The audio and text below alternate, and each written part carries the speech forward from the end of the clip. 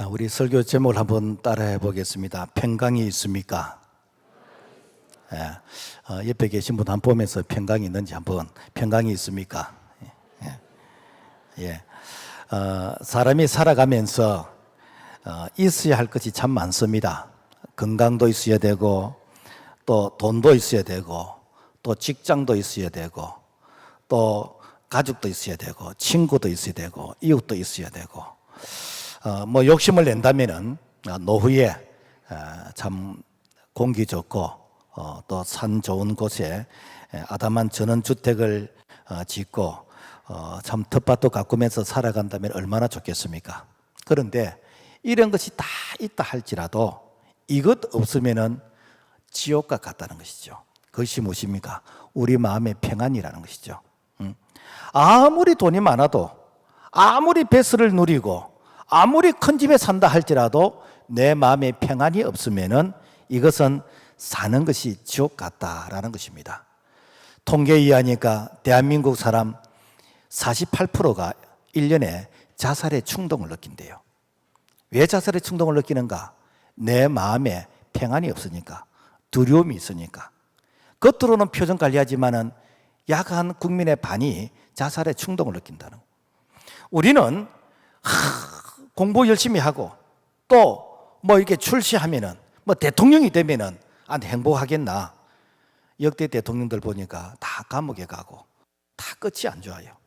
심지어는 자살로서 생을 마감을 하는 분도 있고, 또 우리가 생각할 때는 국회의원이 되어지고 대법관이 되어지고 대기업의 회장이 되어지고 군에서 장군이 되어지고 그러면 얼마나 행복할까? 사실 우리가 바라는 희망사항이잖아요. 그런데 그분들 중에서도 인생을 포기하는 분들이 많더라고요. 우리는 TV 보면서 저 탤런트들, 가수들, 저 배우들, 나도 저렇게 되고 싶다. 우리 모두가 희망사항인데, 그런데 그들의 세계도 들어가 보니까 그곳에도 인생을 포기한 자들이 많더라는 것입니다. 현대인의 질병의 70%가 다 이렇게 스트레스, 이 마음이 평안하지 않아서 질병이 생기더라. 그래서 오늘날 약 한 3분의 2가 이 마음병 때문에 그래서 병이 생기더라는 거죠. 그래서 위장병의 80%, 피부병의 60%가 무엇인가? 바로 이 마음이 평하지 않아서 이 스트레스에 의해서 질병이 생기더라. 그래서 사람들은 어떻게 하면은 이 스트레스를 해결할 것인가? 이 스트레스를 좀 풀어볼 것인가? 그러니까 직장에서 퇴근할 때 바로 집으로 오지 않고 그래서 1차, 2차, 3차로 가잖아요. 그래서 술도 마셔보기도 하고 쾌락을 한번 누려보기도 하고 마약을 좀 써보기도 하고 또 경우에 따라서는 여행을 가보기도 하고 일시적인 효과지만은 근본적인 평안이 없더라는 거예요. 또 어떤 분들은 깊은 산속에 가서 도피 생활을 통해서 그래서 참 이렇게 평안을 한번 회복해 보려고 애를 쓰지만은 진정한 평안은 없더라는 것입니다. 진정한 평안은 노력해서 얻는 것이 아니라 평안은 얻는 것입니다. 받는 것입니다. 요한복음 14장 27절 예수님이 말씀하시기를 평안을 너희에게 끼치노니 곧 나의 평안을 너희에게 주노라. 내가 너희에게 주는 것은 세상이 주는 것 같지 아니하니라. 너희는 마음에 근심하지 말고 두려워하지도 말라. 예수님께서 우리에게 평안을 주신대요. 그러면 그 평안을 받으면 어떻게 됩니까? 오늘 우리에게 평안이 임하게 된다는 것. 다른 말로 하면 내 안에 내가 주인이 아니고 내 안에 돈이 주인이 아니고 명예와 그리고 쾌락이 주인이 아니고 예수님이 내 마음의 주인이 되시면은 그분께서 우리에게 평강을 주시는데 그 평안이 우리 모두에게 임하게 수 있기를 주님의 이름으로 부탁을 드립니다. 그렇다면은 왜 평안이 없는가? 도대체 왜 평안이 없을까? 평안이 없을까? 그 이유에 대해서 성경은 분명하게 말씀하고 있습니다. 죄 때문에거든. 죄 때문에 평안이 없다. 성경에 보면은 모든 사람이 죄를 범하였으며 죄의 삭은 사망이라. 죄의 삭은 사망이라. 이 죄가 우리 속에 딱 들어오게 되면은 그때부터 우리 마음에 평안이 없어집니다. 죄가 우리 속에 들어오면 그때부터 우리 마음속에 두려움이 생기게 되는 것이요. 우리 인류의 첫사람 아담과 하와가 에덴 동산에서 죄를 범한 이후로부터 그때부터 두려워서 무화과 나무 밑에 숨게 되어졌습니다. 아담아, 아담아, 네가 어디에 있느냐? 예, 제가 버섯으로 두려워서 제가 숨었습니다. 죄가 들어오게 되지면은 그때부터 이 두려움의 포로가 되게 됩니다. 죄가 가정에 들어오면은 이 가정에 평강이 없어지게 되는 것이고, 이 죄가 그야말로 오늘 우리 마음을 다스리게 되지면은 우리 마음이 지옥같이 이렇게 되어진다라는 것입니다. 그래서 죄가 있는 곳에 마귀가 있고, 마귀가 있는 곳에 두려움이 있고, 그래서 두려움은 형벌이 있다. 그래서 우리 마음속에 이 두려움이 가득 차게 되어지면은 그 두려움이라는 그 합병증으로 인해서 결국에는 제2의 질병으로서 우리가 그야말로 이 건강도 잃게 되는 것이고 생을 포기하게 되어진다라는 것입니다. 제2차 세계대전 당시 전쟁으로 죽은 청년의 숫자가 30만 명인데, 그런데 남편과 이렇게 참 아들을 전쟁터에 내보내고 배후에서 가족들이 두려워서 그 두려움에 의한 염려와 불안과 이 두려움의 합병증으로 해서 죽은 사람이 100만 명이라는 거죠. 그러니까 실제로 전쟁에서 총알로서 죽은 사람보다도 이 두려움의 합병증으로 죽은 사람이 3배나 더 많다는 것입니다. 미국에 가면은 워싱턴에 아브라함 링컨 이 대통령의 박물관이 있다고 하는데, 그 박물관에는 성경책이 한 권 이렇게 펼쳐져 있답니다. 그 성경책에는 시편 34편 4절에 보면은 내가 여호와께 구하며 내게 응답하시고 내 모든 두려움에서 나를 건지시리로다. 미국에서 가장 존경받는 대통령이 아브라함 링컨 대통령이에요. 근데 그 링컨 대통령이 남북 전쟁에서 노예들을 해방시키는 이 과정 속에서 엄청난 저항, 엄청난 대적을 통해서 그야말로 참 나중에는 암살을 당하기도 했지만은 그 두려움의 그 순간순간을 어떻게 극복했는가? 하나님, 성경에 이렇게 두려움을 하나님께서 이렇게 이기게 해주신다고 하지 않았습니까? 이 두려움에서 건지신다고 하지 않았습니까? 그러면서 시편 34편 4절의 이 내용의 말씀에 손가락을 찍으면서 말씀에 이 손가락으로 이게 줄을 치면서 하나님 두려움을 없게 해달라고 이렇게 해가지고 남북 전쟁을 승리로 이끌고 이렇게 참 노예를 해방시키게 되지는 그런 위대한 그런 역사에 참 인물로 쓰임받게 되진 거, 바로 두려움을 극복할 수 있다는 것입니다. 여러분, 사람만 그런 것이 아니라 자연의 세계도 마찬가지래요. 우리 교회 주변은 좀 친환경적이라서 이렇게 다람쥐가 참 많이 있어요. 그런데 이 다람쥐가 독사와 눈이 딱 마주치게 되지면은 다람쥐가 꼼짝을 못 한답니다. 마치 전기에 감전된 것처럼 딱 거기서 고정이 되어 가지고, 그리고 어떤가 부들부들 떨다가 이 나무에서 툭 떨어져 버린대요. 이렇게 해가지고 어떻게 이 독사의 밥이 된다는 거. 왜? 이 독사를 보는 순간 이 두려움이 쌓이게 되지니까 내가 눈을 피하면 되는데, 내가 도망가면 되는데, 이 두려움이 몸을 마비를 시키더라는 것입니다. 지금도 마찬가지입니다. 마귀가 그야말로 우리 가정에, 우리 마음에 들어와서 그야말로 마귀가 우리의 이 평강을 이게 앗아가 버리고 두려움을 주었어. 그래서 하나님과의 관계, 그리고 이웃과의 관계, 가족과의 관계, 주변 사람들의 관계를 다 이게 마비를 시켜버리고 결국에는 어떻게 되는가? 그야말로 이 두려움의 공포가 되어져서 우리 인생이 참 이렇게 비참한 그런 모습으로 이렇게 타락하게 되어진다라는 것입니다. 그래서 이 두려움이 들어오게 되면은 의욕을 이렇게 돼버려. 의욕을. 공부할 마음도 생기지도 않고 일할 마음도 생기지도 않고 내가 이렇게 믿음의 생활을 하는 이런 부분도 내 마음속에 의욕이 없어져 버리고, 그래서 내 모든 그야말로 이 귀중한 자산인 이 행복을 두려움이 다 앗아가 버린다. 그런데 우리 하나님은 우리에게 평안을 주십니다. 디모데후서 1장 7절, 하나님이 우리에게 주신 것은 두려워하는 마음이 아니요 오직 능력과 사랑과 근신하는 마음이니. 하나님은 우리에게 평안을 주시네.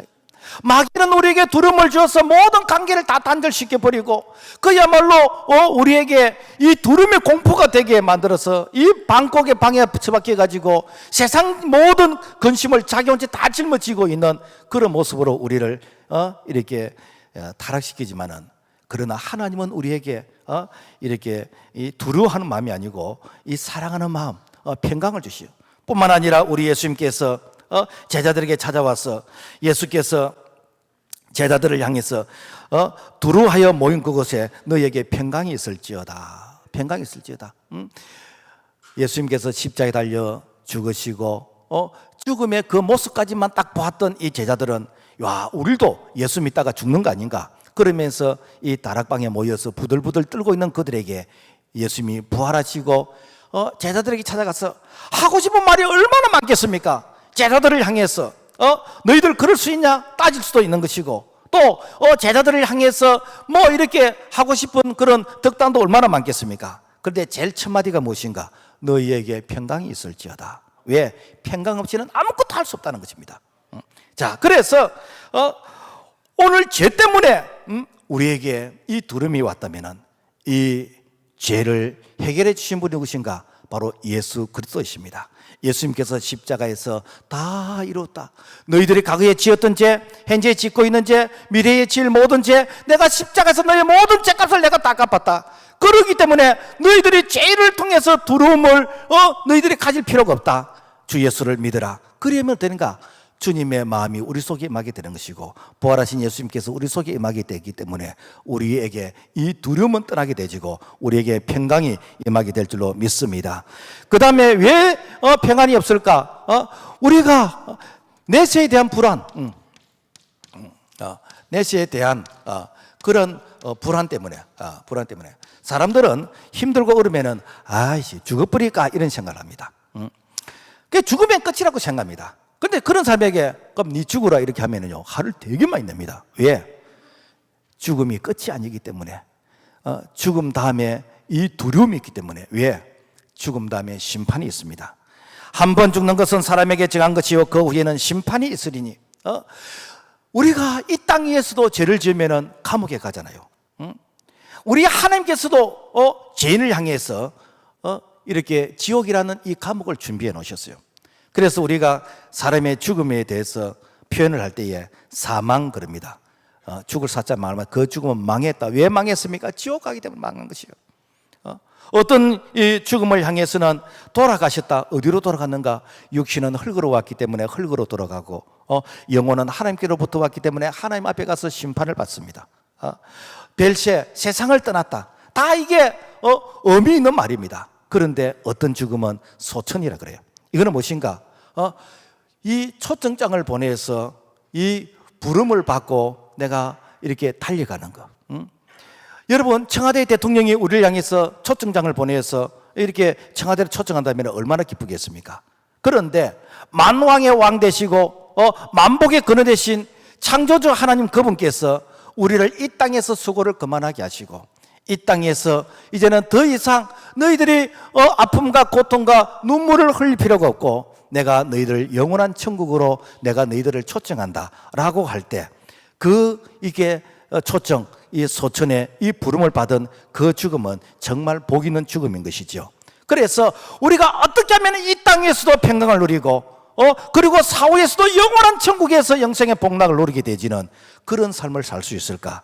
예수님은 우리에게 말씀하셨습니다. 예수께서 이르시되 내가 곧 길이요 진리요 생명이니 나로 말미암지 않고는 아버지께로 올 자가 없느니라. 여기서 길이라는 것은 다른 많은 길 중에 하나의 길이 아니고 오직 한 길. 구원의 길은 오직 한 길. 생명도 오직 하나. 그리고 진리도 오직 하나. 다른 것이 없다는 것입니다. 그런데 세상에서는 우리를 향해서 길이 너무 많이 있다는 거요. 진리가 너무 많이 있다는 것이요. 그러면서 우리를 혼란스럽게 만듭니다. 이게 무엇인가? 소위 말해서 이렇게 범신론 사상, 모든 이렇게 사물에 신이 있다라고 가르치는 바로 이러한 사상 때문에 이걸 조금 더 유식한 말로 하면은 포스트 모더니즘의 사상이다라는 것입니다. 그래서 그들이 하는 말은 서울을 갈 때 꼭 KTX 타야 되느냐? 고속버스 타고 갈 수도 있는 것이고 비행기 타고 갈 수도 있는 것이고 좀 불편하지만은 천천히 걸어서도 갈 수 있는 부분이고 서울 가면 다 만나지 그런 얘기를 합니다. 서울은 여러분 걸어서도 갈 수 있고 비행기 타고도 갈 수 있고 KTX 타고 고속버스 타고 갈 수 있지만은 그러나 천국 가는 길은 오직 한 길밖에 없다는 것입니다. 그래서 예수님께서 주 예수를 믿으라 그리하면 너와 내 집이 구원을 얻으리라 했습니다. 뿐만 아니라 하나님이 세상을 이처럼 사랑하사 독생자를 주셨으니 이는 그를 믿는 자마다 멸망치 않고 영생을 얻게 하려 하심이라. 믿는 자마다, 즉 우리 예수님께서 십자가에서 우리의 구원을 다 완성해 놓으시고 마치 구원의 밤상을 이렇게 차려놓고 누구든지 영접하기만 하면은, 누구든지 믿기만 하면은 예수님께서 이뤄놓으신 그 구원이 오늘 우리의 구원이 되게 되어지는, 그래서 예수님을 영접하는 순간 지금부터 영원히 영생의 복락을 누리는 그런 은혜를 우리 모두가 누리기를 주의 이름으로 부탁을 드립니다. 그래서 예수도 그분을 영접하게 되어지면은 내가 살아왔던 나의 삶의 모습은 내가 죄로 얼룩져 있고, 나의 삶의 모습을 보면은 나의 습관이나 생각이나 나의 됨됨이가 억만 가지의 그런 죄악으로 얼룩져 있다 할지라도 하나님이 우리를 법적으로 너는 어렵다 해주는 거예요. 그래서 로마서 8장 1절과 2절 말씀 보면은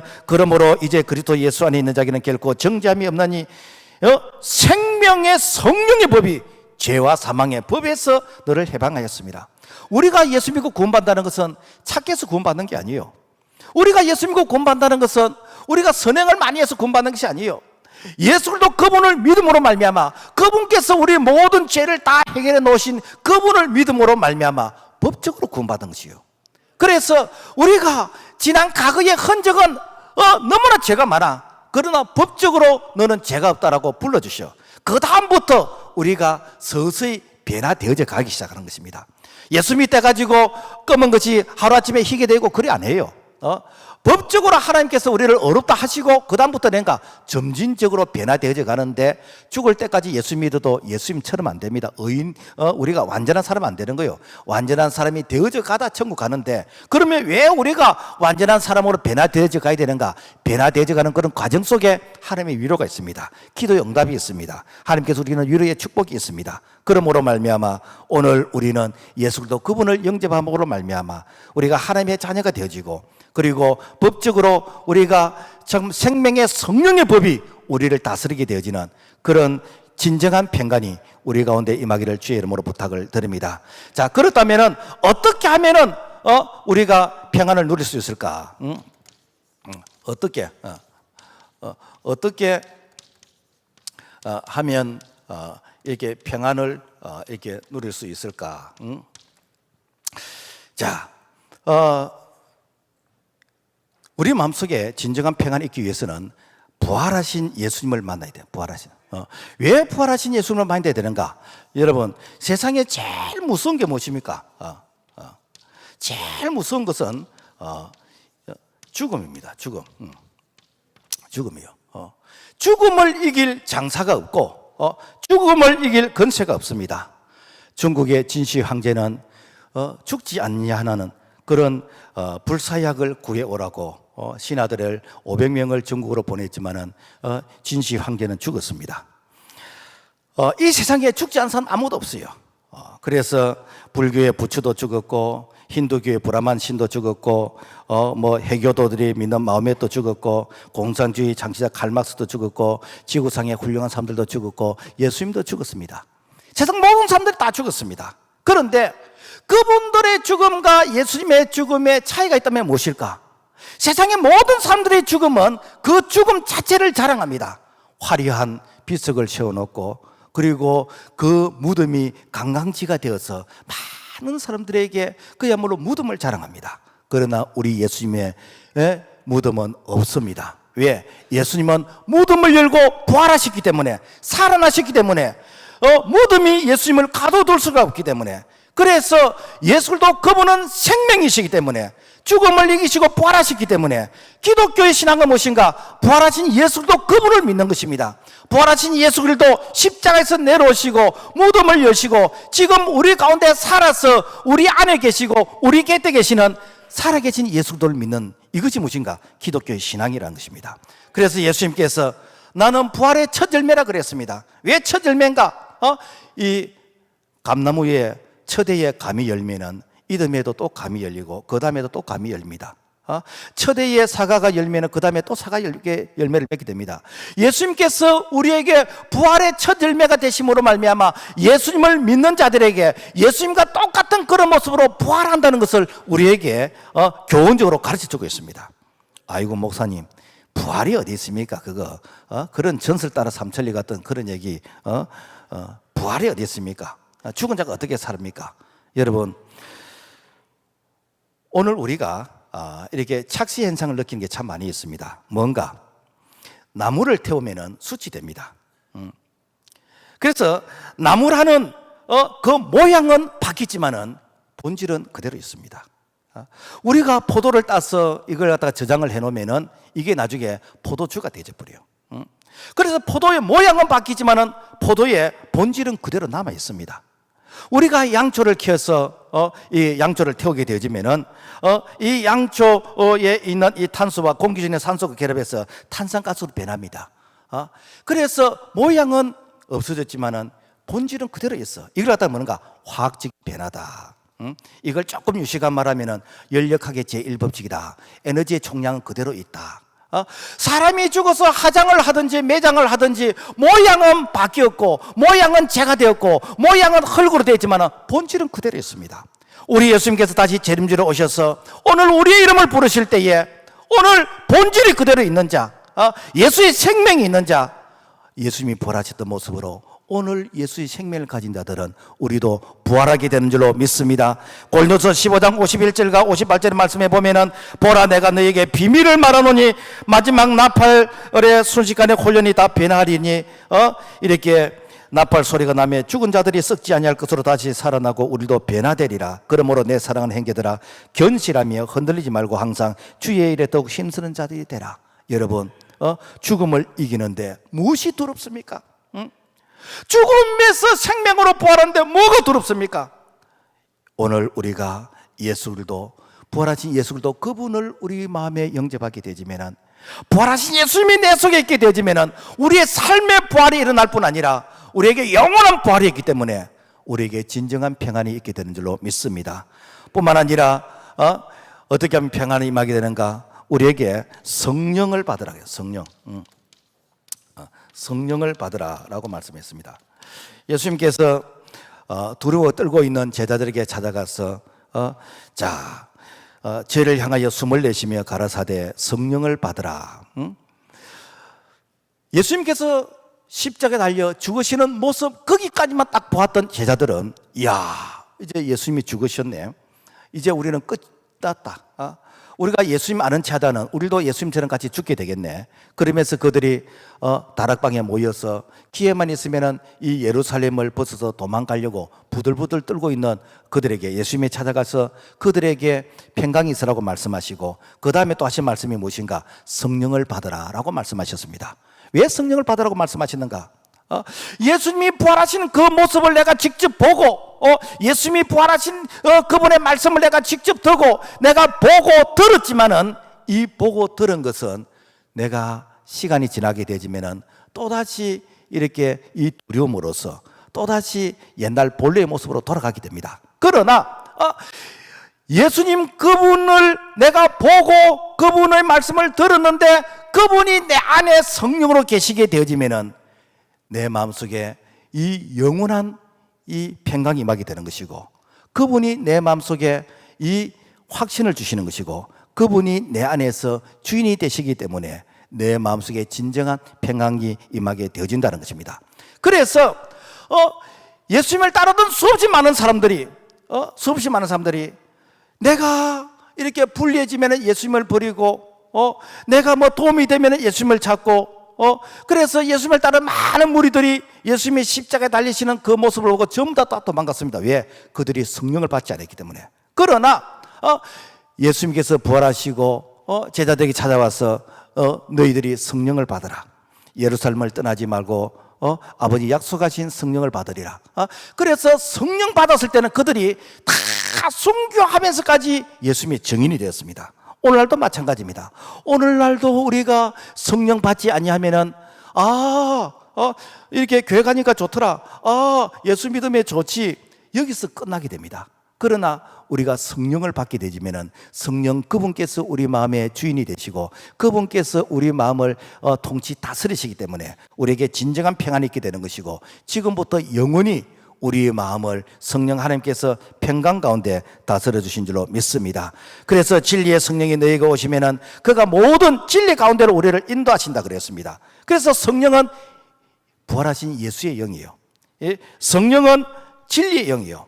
성령은 바로 예수도 그분이신데 그래서 이 성령은 살아계신 예수도 그분이시기 때문에 우리가 그분을 이렇게 마음으로 소원하고 우리가 그분과 같이 동행하기를 원하고 그분을 우리가 환영하고 초대하고 그분은 인격이기 때문에 그래서 그분을 사랑할 때 성령 하나님께서 우리 안에 계시고 우리 곁에 계심으로 말미암아 그분께서 우리가 두려워할 때 우리가 불안해서 떨 때마다 우리에게 평강을 주시고 그리고 우리를 이렇게 영원한 진리 가운데로 인도해 주신 줄로 믿습니다.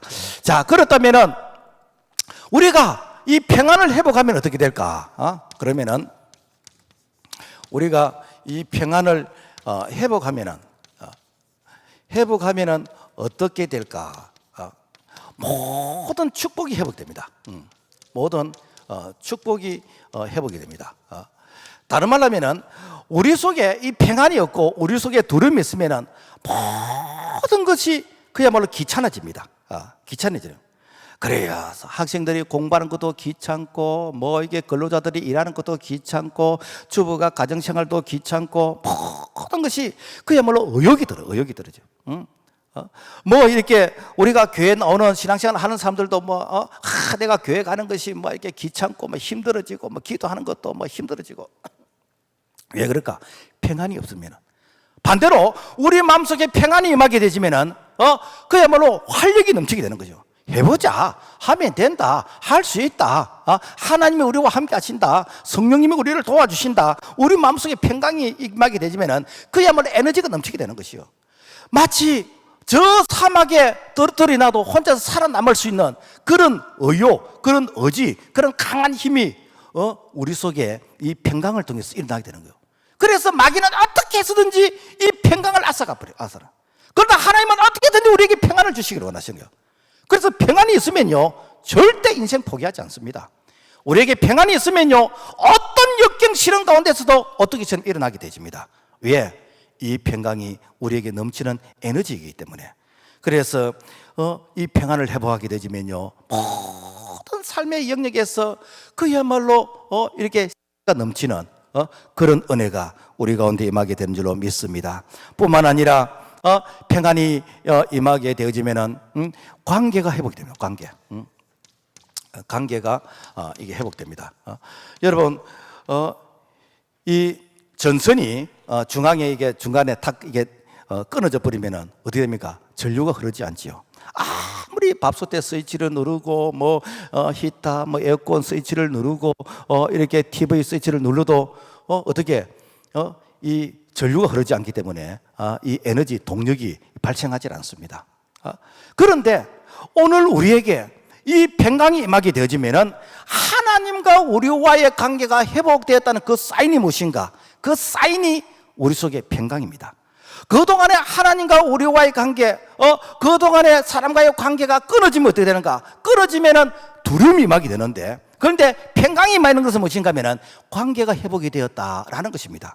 우리가 사람과의 관계에서도 사람과의 관계가 불편하면 어떻게 되는가?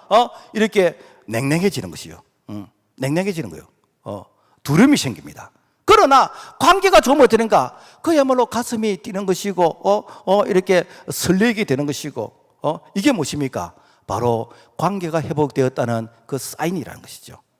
그래서 오늘 우리가 교회 와서 기도할 때 내 기도를 하나님이 들으셨다. 그걸 뭘 통해서 할 수 있는가? 하나님이 우리에게 사인을 주는데 그게 무엇인가? 평강입니다. 네가 질병 때문에 고통을 당하느냐? 너의 질병이 치료받았다는 그 사인이 무엇인가? 평강입니다. 평강.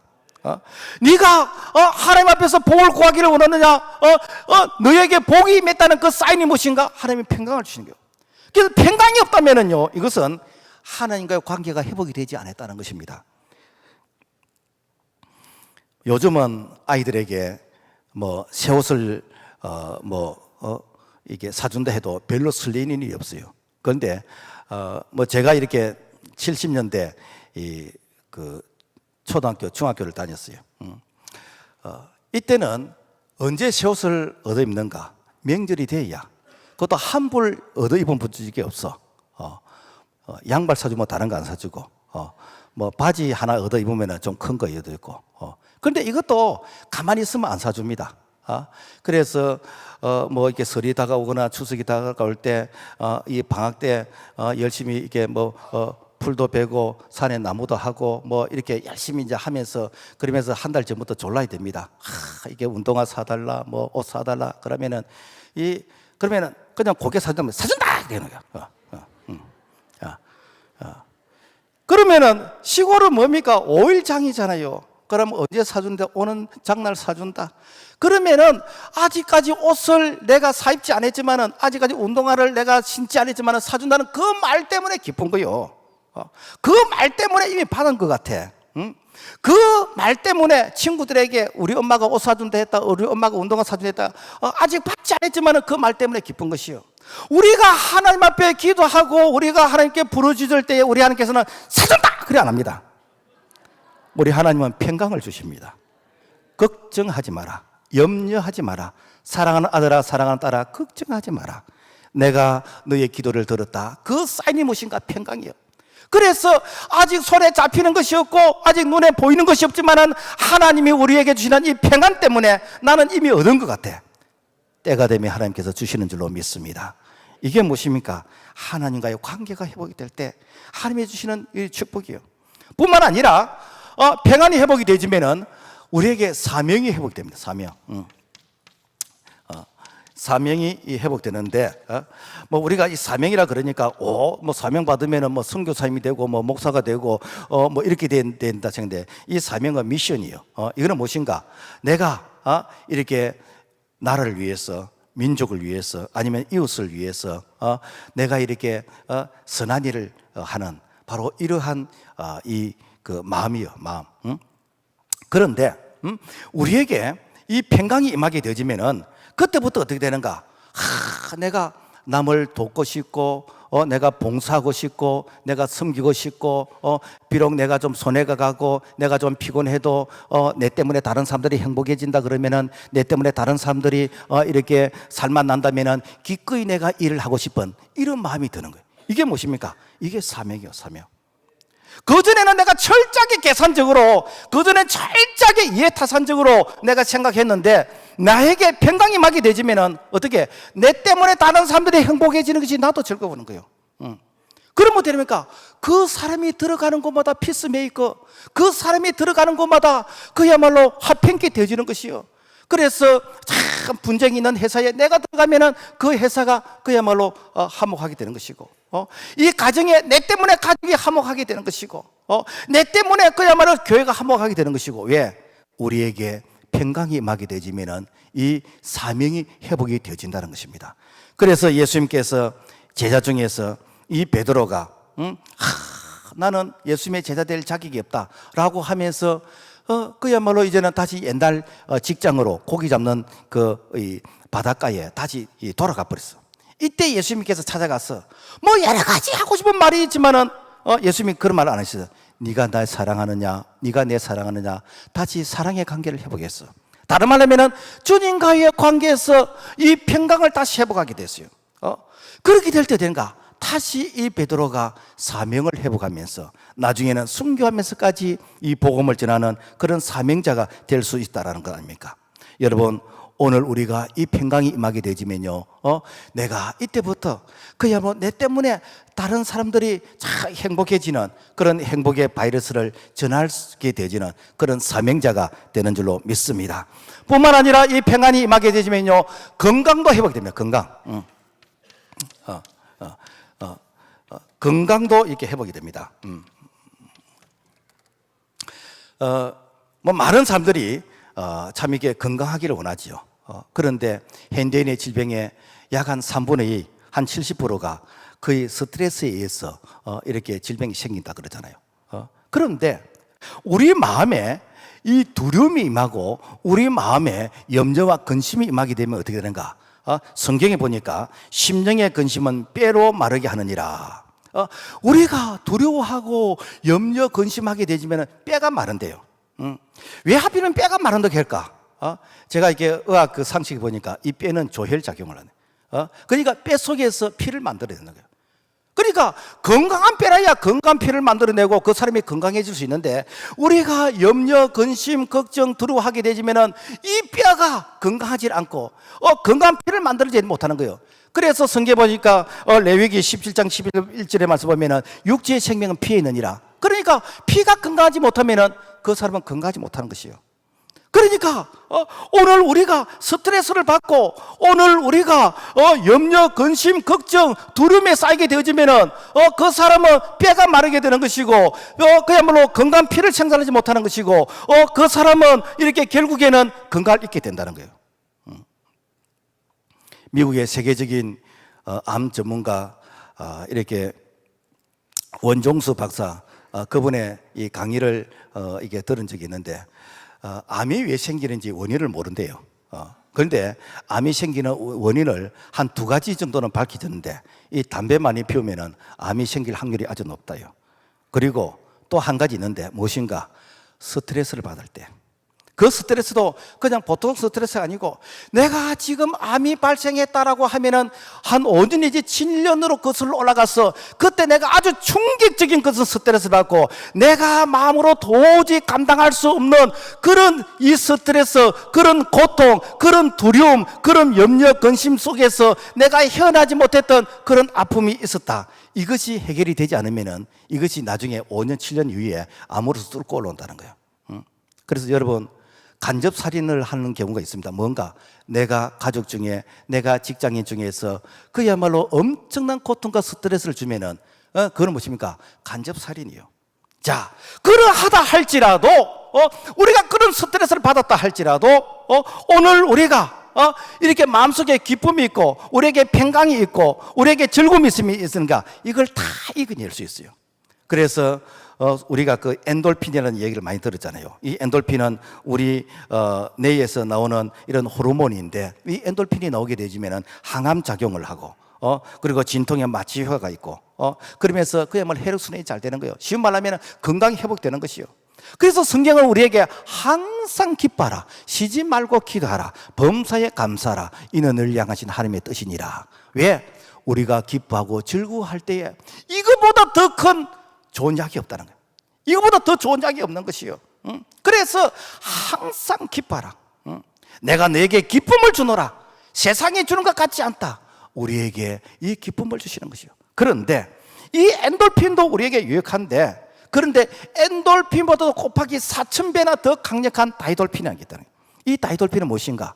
이것은 우리가 감동받을 때, 감격할 때, 흠뻑 젖을 때에 이때에 엔돌핀보다도 4,000배나 더 강력한 다이돌핀이 오는데 이거는 적석에서 병이 나와버린 거예요. 적석에서 건강 회복되는 것이요. 우리 예수님께서 안전병이를 향해서 이렇게 일어나러 가지고 그 자리에서 일어나는 거예요. 문둥병자를 향해서 네 병이 나았다고 하니까 그 자리에서 낫게 되는 거예요. 눈먼 소경을 향해서 내 믿음대로 되라니까 그대로 나는 거예요. 왜? 다이돌핀이 나오는 거예요. 저는 우리 교회에서 이런 걸 봤습니다. 많이 봤어요. 안전병이 일어났어요. 심장 판막증이 고침받고 암 환자가 낫고 봤습니다. 왜?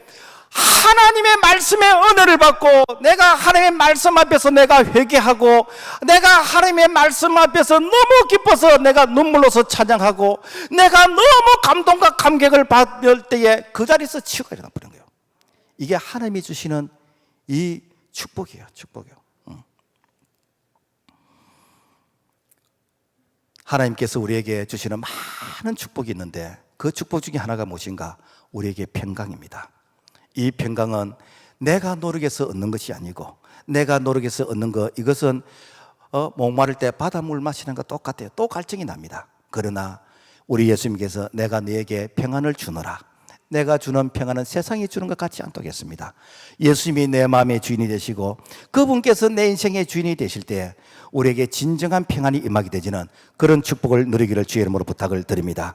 오늘 우리가 이 평안을 누리기를 원하는 자, 오늘 내 마음속에 예수님이 주인이 되기를 원하는 자, 지금부터 영원히 영생의 복락을 누리기를 원하는 자, 오늘 이 기도를 우리가 소리내서 같이 따라할 때 오늘 이 시간 우리 마음속에 평안이 임하게 되는데 우리가 다 같이 이 목소리를 같은 목소리로 따라하도록 하겠습니다. 사랑의 예수님, 저는 죄인입니다. 이 시간 예수님을 내 마음에 구원자로 영접합니다. 나의 모든 죄를 십자가 위에서 용서해 주신 주님, 이제부터 하나님은 내 아버지가 되시고 예수님은 내 인생의 주인이 되었습니다. 세상 끝날까지 나와 함께하여 주옵소서. 예수님의 이름으로 기도합나이다. 아멘. 오늘 이 기도를 진심으로 따라하신 분들은 오늘 이 시간 우리 가운데 평안이 임하고 이 시간 우리가 구원을 받게 된 줄로 믿습니다.